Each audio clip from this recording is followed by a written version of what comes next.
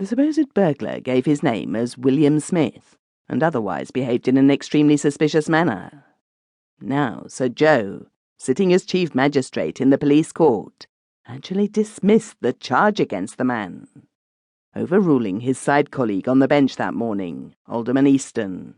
He dismissed the charge against William Smith, holding that the evidence for the prosecution was insufficient to justify even a remand.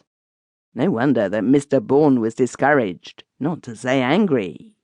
No wonder that that pillar of the law, Mr. Sherratt, was pained and shocked. At the conclusion of the case, Sir Jehoshaphat said that he would be glad to speak with William Smith afterwards in the magistrate's room, indicating that he sympathised with William Smith and wished to exercise upon William Smith his renowned philanthropy. And so, at about noon, when the court majestically rose, Sir G. retired to the magistrate's room, where the humble Alderman Easton was discreet enough not to follow him, and awaited William Smith. And William Smith came, guided thither by a policeman, to whom, in parting from him, he made a rude, surreptitious gesture. Sir G., seated in the armchair which dominates the other chairs round the elm table in the magistrate's room, emitted a preliminary cough. "Smith," he said sternly, leaning his elbows on the table, "you were very fortunate this morning, you know." And he gazed at Smith. Smith stood near the door, cap in hand. He did not resemble a burglar, who surely ought to be big, muscular, and masterful.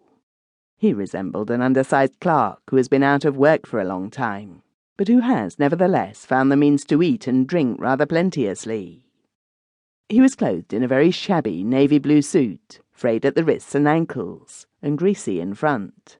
His linen collar was brown with dirt. His fingers were dirty. His hair was unkempt and long, and a young and lusty black beard was sprouting on his chin. His boots were not at all pleasant. "Yes, Governor," Smith replied lightly with a Manchester accent. "And what's your game?" Sir G. was taken aback. He, the chairman of the borough bench, and the leading philanthropist in the county, to be so spoken to. But what could he do? He himself had legally established Smith's innocence. Smith was as free as air, and had a perfect right to adopt any tone he chose to any man he chose, and Sir G. desired a service from William Smith. "I was hoping I might be of use to you," said Sir Jehoshaphat diplomatically. "Well," said Smith, "that's all right, that is, but none of your philanthropic dodges, you know. I don't want to lead a new life, and I don't want to turn over a new leaf, and I don't want a helping hand, nor none of those things. And what's more, I don't want a situation. I've got all the situation I need. But I never refuse money, nor beer neither. Never did, and I'm 40 years old next month."